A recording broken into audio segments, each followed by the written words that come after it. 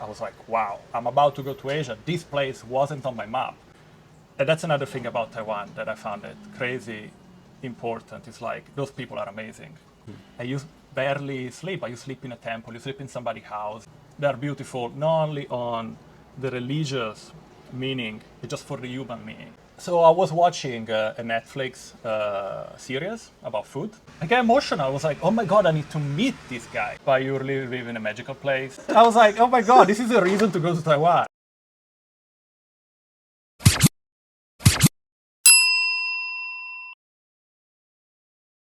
My name is Simone. And I am from Italy, from the north of Italy in the Alps. I've been in Taiwan for about 5 years, and I'm a chef, a pastry chef, which is not exactly why I am here, because my plan was different at the beginning. First, when I came to Taiwan, I was a tourist. I came here to visit.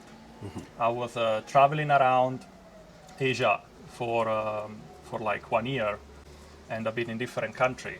And I came here by boat because I don't fly, so I came all the way from Italy through Russia, Mongolia, China, visit Japan, and take a boat from China, that it's like a 5-hour speedboat when they used to be running. Now they're not running anymore. It was actually one of the last boats because it was exactly before COVID spread, and they closed the ferry.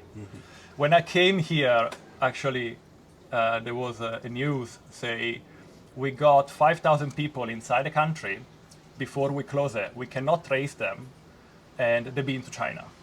And I was in one of these 5,000 people because... Oh yeah, I heard that news. because they weren't checking yet. When I arrived, they just look at you and say like, have you been to Wuhan? I'm like, no.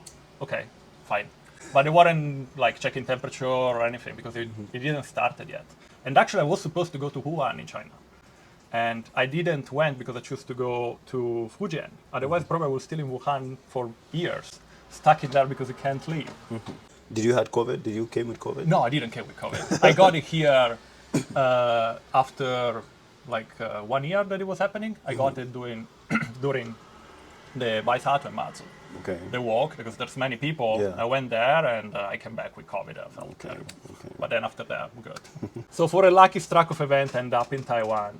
And then I started to like it. And one day, by chance, I got offered a job in an Italian restaurant just by eating a pizza with a guy. It's like, oh, you're a chef? Great. I need a chef. Do you want to work for me? I'm like, I don't know. Let me sleep on it. Like, I came here for a pizza, not for a work. He offered me the job, and after some time, he just proposed me like, man, if you like to stay here, it's easier for you to start a business visa-wise instead of like working for somebody. Otherwise, you keep need to renewing the visa for work. It's like, if you have a chance, start a business, you know, like open something small. 3 years ago, I was supposed to open a gelato shop, like Italy Vincilin. I went through all the process to open a business. So I opened a company and I found a place, I found a machine. I had the challenge because I just came in Taiwan by like 1 year, still don't speak much Chinese, and I found myself with all the contract and paperwork. So I needed to have a translator, and people were talking about money and contract, everything in Chinese, and just tell me sign. So it was a little bit confusing. But eventually it all worked out until the end. It all went in smoke in the evening because of license of this landlord. They haven't been very honest to me. He doesn't have the food license. So the thing is, for a Taiwanese it's not really a problem, but for a foreigner it is, because they will check you and you need to do everything by the book when you open a business. Lost a little bit of money, lost months of work. Actually, it wasn't a bad thing because of just a week before COVID happened in Taiwan. So I would have opened the shop and need to close it. So I would have bankrupt within the end of the year. So in the moment I was very angry, but then I was like, oh, actually it was good luck to don't open the shop. So, but apart from that, like, all good. I prefer how it turned out, like with my actual job right now. I'm more satisfied. Blessing in disguise, yeah. Why do you choose to come to Taiwan? You could go to many other places. Well, the reason why I came to Taiwan, the core of it, is when I learned about Taiwan. I mean, I know there was a country called Taiwan nearby China, like an island, that's it. So I was watching a Netflix series. I was watching this Netflix series about street food in Asia, like casually. And there was an episode about Taiwan. I was like, wow, I'm about to go to Asia. This place wasn't on my map. Now it is. The place looks so cool. The food looked very good. And I want to visit it. And there was one guy in that episode that is a guy that make yang roru, like a goat stew, cooked underground for 3 days and nights in chai. It's very special. It's like with a lot of Chinese medicine, rice wine and goat. It's under a little pile of ashes in an oven full of smoke. You go inside with the gas mask to take those things out, and they're covered in clay, and be open, and you eat that stew. Wow. And it's very aromatic, very balsamic. You say like this is a medicine. And when I saw his story, and I love slow cooking, and I love the dedication to food, I was like, wow. I need to meet this guy. I need to eat this too. I was like, oh my God, this is a reason to go to Taiwan. And when I did all my travel, I came to Taiwan, as I said, as a tourist. And I came just on Chinese New Year. So my first impression of Taiwan, I came here, everything is closed. But even that, like the owner of the hostel where I was staying, they'll organize a Lunar New Year dinner, and even bought us like kwak-wa-lo to play. And I was like, what does that mean? Like, wow, like, you know, I just came here and we have like a massive meal and they gave us like kwak-wa-lo. And I was like, wow, that's great. That's already a great start in this place. And then I traveled to Chiayi, and for me it was a pilgrimage. From Chiayi, I walked to his place for 3 hours because it's outside Chiayi, like, through the countryside. And I go there at night alone. I'm like, I'm here for your stew. And so he gave me that stew. I told him my story, like I met him, and he's like, oh, you came all this way to eat my dish. He must be very proud. proud. Yeah, he gave me a jar of fat. He called me a cab to go back to Chiayi because it's in the night. Like, I'm going back. Like, oh, I'm going to walk. I was like, no, I take a cab. It's okay. You take a cab. I give you a jar of goat fat. Thank you for coming. And it was a lovely uncle. And actually, a few months ago, I went back there. He remembered me. He's like, oh, I remember you. You're the guy who came here by himself from Italy to eat my stew. I'm like, yeah, it's me. It's delicious. You know, you better call him for booking, and he only open 2 days a week. It's a very interesting food experience because something you can't really find around that much. You know? So that's how I discovered Taiwan. And then when I was here, it just, all the food, the people, the place, the vibe, the culture, it just overwhelmed me. And it made me fall in love with this country and their people.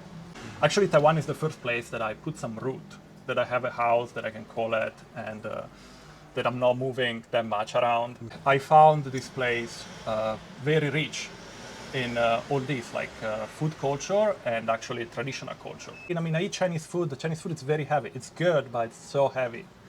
Taiwan food, you have like that cleanliness, and then they have the influence from Japan. Yeah, a blend and, of many. Yeah. They have the influence from Fujian. They have their own food. It's just like, it's so good. Yeah, like, it's a blend of many cultural. Yeah, there's cuisines, American culture as American. well for the breakfast. Why they eat burger for breakfast is because of American culture. Yeah. You have so much. Like at the beginning, if you're a tourist, maybe you don't find so much in Taiwan. Like it's not like some people say like going to Japan, it's more touristy friendly. There's more much to see, and Taiwan you need to find those spots to see. So it's a meltpot of culture of Taiwan that it's unique in Asia, I think. And then I've been just traveling around. I've been staying a little bit in Kaohsiung. I stayed in Hualien for like 1 month, and still like working a little bit and exploring the place. And in Hualien I discovered Taiwanese tea. And I was walking around Taipei all day. I was just like up and down, visit all the night market, finding the good place to eat. I can say that I know Taipei better than Taipeian, because I've been up and down, left and right, just exploring anywhere where food is good. So I have a food map in my head of Taipei that I can tell to Taiwanese, like, oh, you want a good chow tofu? That I tell you what it is, because for me, finding good food and eating Taiwanese food, basically it's all I eat. I'm very well accustomed to this place. Like food, the culture, I'm really into their culture, like a temple culture, and their traditional festival, especially when it comes to temple events. Like Mazu walk, like Daja Mazu and Waisato Mazu. I do it every year, and it's my favorite thing to do in Taiwan. It just makes you happy when you go to a temple or when you join one of these events. It's just so much happening. They're beautiful not only on the religious meaning, it's just for the human meaning. And that's another thing about Taiwan that I found it crazy. important is like those people are amazing. Like on the human level are really good people. Like when you go to this event, I don't know if you ever join like a Mazu walk. No, I've never. You should, at least for one day. I give this advice to any foreigner or any Taiwanese who never join it. Just go there for one day. You're just gonna feel so good. It's just the happiness that you see around, the sense of community, the sharing, like people just give you food, place to stay, everybody's so happy and welcoming, and you just walk all day long following Mazu. You just feel that you are part of something. And you can understand a lot about Taiwanese culture by doing one of these walk or joining this like this Raojin.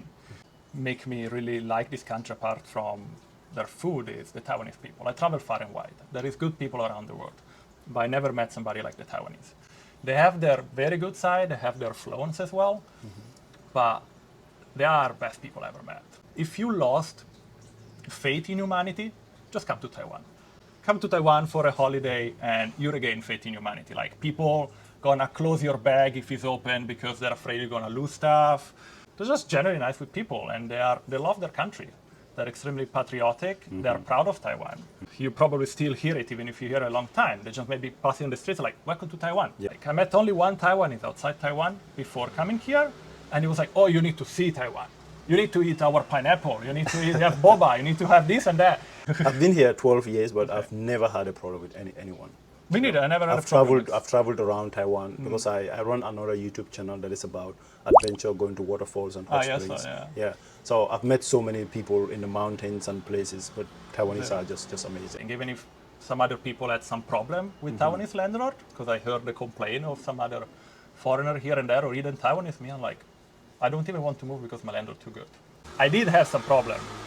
Like when before finding this house, 8 houses reject me because I'm a foreigner. But just like calling for a friend, calling like, oh, I'm looking for that house. Oh, yes. Forward this. Oh, it's a friend of mine. It's an Italian. Oh, I don't want foreigner. But I understand it. Like they prefer maybe more reliable person because they don't know I could leave any moment. I could trash the house and leave. I think many people will blame landlords, but some landlords because they had bad experience. Yeah, because bad experience, or maybe the news, maybe they hear like foreigner throw party in their house or whatever. If you are to introduce any Italian culture to Taiwanese, what would it be? Well, Taiwanese does love Italian culture because they love like pizza and pasta. And there is something very funny because they think they invent pineapple on pizza. Like in Italy, mealtime, it's very important. I see a lot Taiwanese, then when they eat, they just look at the phone. I use my phone as well a lot because I get tainted by this country using my phone a lot. But when I am eating with somebody, I'm not like, scrolling Instagram while I'm eating with somebody in front of me. And Taiwanese do that a lot. Just when you eat with somebody, just eat. Just be there. Just be there instead of like scrolling the phone. Because not everybody do it, because many times in family, they're like just chatting. If you go to a roadshow, everybody is drinking and eating. But, you go in a restaurant, you see a couple and they're just looking at the phone and eating. It's a little bit sad, but, that's how it is. Do you have anything else to tell Taiwanese people? A little bit surprised me every time is how much Taiwanese are into convenience. Like, I understand that this is a very convenient country, just like, many other foreigners, like, 7-Eleven are amazing and they can do so much stuff. But Taiwanese is so much into convenience, so much like home delivery or just grabbing the food in the 7-Eleven anytime, just eat it there, like some noodle or whatever, and eat it. Or I have friends, they don't eat pineapple or apple because they don't want to peel it. They're just like, oh, I can buy at the Family Mart. It's already cut and peel it. Why I need to peel it? I was like, man, you're just peeling an apple. It's not a big deal. Or, like that things with the fruit, like buying already clean fruit instead of the one in the traditional market because it's troublesome to peel it and cut it or anything like that. They're really into this. Everything needs to be convenient as possible. Like when I go with my friends play Mahjong, we order drinks or we order tea from the tea shop. And they live in a busy road with a lot of food and tea. And they're like, oh, let's order tea. I'm like, but there's a tea shop over there. Oh, let's call Uber Eats. It's more easy. I'm like, we just go outside and buy it. Like, no, let's order. It's more easy. Or even the food, like, let's go to Uber Eats. But not only that, but like in general, Taiwanese, they're like, oh yeah, if I can call Uber Eats, why I should go outside and buy it or do anything that it's more complicated. I understand that many people don't cook at home. There's not a very cook at home culture, especially for young people. So you eat outside a lot, and that's a reason as well. But like, yeah, guys, little advice: be a little bit less. Everything needs to be convenient because you just cut away a lot of, pleasure of things to do. Like, and then the money as well. Like, if you want to buy a pineapple, maybe it's $50 for a whole pineapple in the market, and you go to the 7-Eleven, you buy 4 chunks for $50, and it's already cleaned and peeled there.